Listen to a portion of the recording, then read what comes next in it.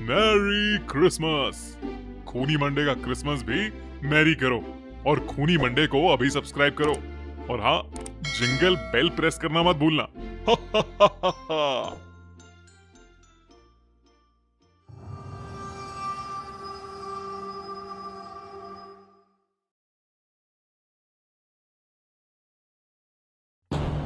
Christmas का festival पूरी दुनिया में सबसे खुशहाल फेस्टिवल माना जाता है।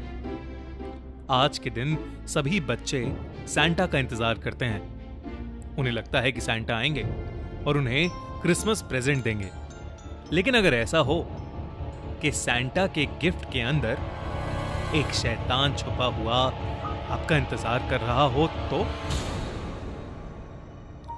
24 दिसंबर क्रिसमस ईव की रात 9 साल की मैक्स अपने रूम के क्रिसमस ट्री के पास बहुत सारे सॉक्स लटकाकर एक नोट लिखकर सो गई थी।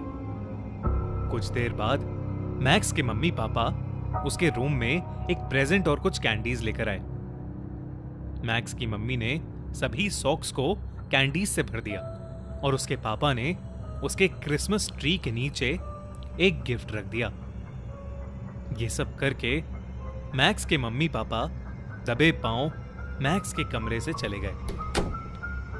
उन्हें अब इंतजार था कि मैक्स जैसे ही सुबह उठेगी वो अपना फेवरेट गिफ्ट देखकर बहुत खुश हो जाएगी।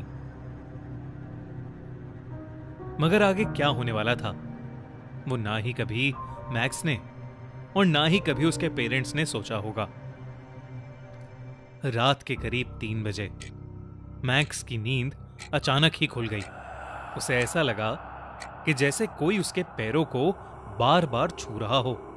मैक्स तुरंत उठकर बैठी, पर जब उसने अपने पैरों के पास देखा तो वहां कुछ भी नहीं था। तभी उसकी नजर क्रिसमस ट्री के नीचे पड़े गिफ्ट पर गई। वो देखकर मैक्स एकदम से बहुत ज्यादा एक्साइटेड हो गई और उसने एक्साइटमेंट में अपना गिफ्ट तभी के तभी खोल लिया। मैक्स ने उस बॉक्स में से एक डॉल निकाली, एक बेहद सुंदर पिंक फ्रॉक पहनी हुई डॉल, जिसके अंदर से एक बहुत अलग सी महक आ रही थी। उस डॉल की गर्दन के नीचे एक बटन भी लगा था। मैक्स ने उस बटन को जैसे ही दबाया तो उस डॉल में से जिंगल बेल गाना बजने लगा। लेकिन गाना चलते ही मैक्स के रूम की लाइट्स अचानक फ्लिकर करने लगी। उस डॉल में से आ रही आवाज धीरे धीरे तेज होने लगी और मैक्स के कानों में चुभने लगी। वहीं दूसरी तरफ मैक्स के पेरेंट्स अपने कमरे में आराम से सो रहे थे जब उन्हें मैक्स के चिल्लाने की आवाज आई। वो दौड़कर उसके कमरे में पहुंचे, मगर वहां तो मैक्स आराम से सो रही थी। उनके लिए यह बहुत अजीब बात थी, क्योंकि अभी कुछ देर पहले ही मैक्स बहुत तेज चिल्लाई थी। मैक्स के पापा ने उसके कमरे को अच्छे से चेक किया। सब कुछ एकदम नॉर्मल था, यहां तक कि क्रिसमस ट्री के नीचे वो गिफ्ट भी वैसे का वैसा ही पड़ा था। इसलिए उस चीख को अपने मन का वहम समझकर वो दोनों वापस अपने रूम में चले गए। अगली सुबह जब वो मैक्स के रूम में आए तो उन्होंने मैक्स के हाथ में उसी डॉल को देखा जो वो दोनों गिफ्ट में मैक्स के लिए लाए थे। वो बहुत खुश लग रही थी और उस डॉल के साथ खेल रही थी। सब कुछ अच्छा चल रहा था, लेकिन कुछ दिन बाद जब मैक्स स्कूल गई तो अपने एक लेक्चर के दौरान मैक्स को बुरी तरह फिट्स पड़ने लगे। उसका शरीर अकड़कर टेढ़ा होने लगा और उसके शरीर से बिल्कुल वैसी ही महक आने लगी जैसी उस डॉल में से आती थी। मैक्स की मां को जल्द ही स्कूल बुला लिया गया और वो मैक्स को सीधा डॉक्टर के पास ले गईं। वो डॉक्टर वहां के चर्च के एक मेंबर भी थे और इसलिए जब उन्होंने मैक्स को चेक किया तो वो समझ गए कि मैक्स की बीमारी की वजह शायद कुछ और ही है। लेकिन उन्होंने तब मैक्स की मां को कुछ नहीं बताया और बस मैक्स को 1 हफ्ते के लिए बेड रेस्ट करने की सलाह दी। मगर असली खौफनाक चीजें तो अब शुरू होने वाली थी। मैक्स रोज रात अपने पेरेंट्स के कमरे में जाकर उनको घंटों घूरने लगी थी। कभी कभी तो वो रात में उनके कमरे में जाकर उनके कमरे की दीवारों पर कुछ ड्राइंग्स बनाने लगती थी। उसके डॉल के अंदर से बजने वाला गाना कभी कभी पूरे घर में गूंजता था और धीरे धीरे उस घर में वही महक फैल गई थी जो उस डॉल में से आती थी।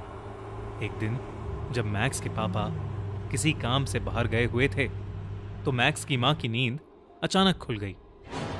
जब उन्होंने अपनी आंखें खोली तो उन्होंने जो देखा वो देखकर उनका दिल दहल उठा। उनके ऊपर एक औरत चढ़ी बैठी थी। वो उनके बहुत करीब थी और मैक्स की मां को देखकर मुस्कुरा रही थी।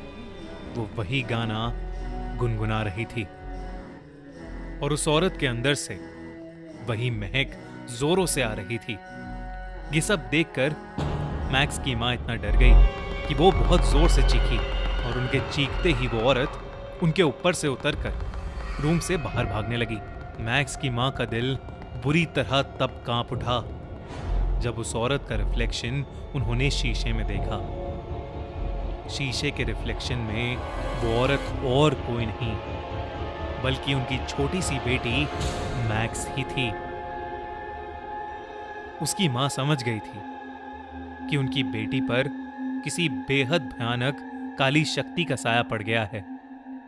जब मैक्स के पापा वापस आए तो मैक्स की मां ने उनको सब बताया और अगले ही दिन उसी डॉक्टर से पूछा कि आखिर उन्होंने ये बात उन्हें पहले क्यों नहीं बताई थी।